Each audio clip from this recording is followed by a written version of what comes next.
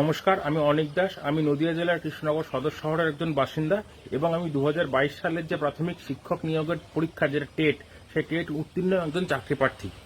তো আমরা 2022 সালে চাকরি পাশ করেছি এবং তারপরে অর্থাৎ চাকরি পাওয়ার জন্য যে প্রসেসগুলো, সেটা হচ্ছে পরীক্ষায় পাশ করা, তারপরে ইন্টারভিউ নোটিফিকেশন, তারপরে হচ্ছে নিয়োগ।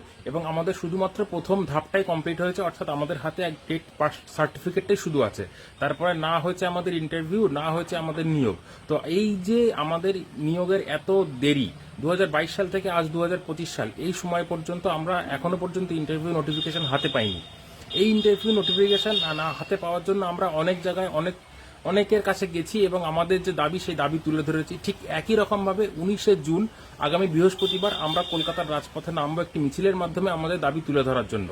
তো আশা করব, আমি তো অবশ্যই কলকাতায় যাব ওই দিনকে, এবং আশা করব আমার যে সহযোদ্ধারা আছে, অর্থাৎ 22 টেট পাস সমস্ত বন্ধু বান্ধব, যে কাছের মানুষ যারা আছেন, তারা সবাই একসাথে মিলে আমরা কলকাতার রাজপথে নামবো এবং আমাদের দাবি তুলে ধরার চেষ্টা করব। অর্থাৎ খিদেটা আমাদের সকলের, চাকরিটা আমাদের সকলের দরকার।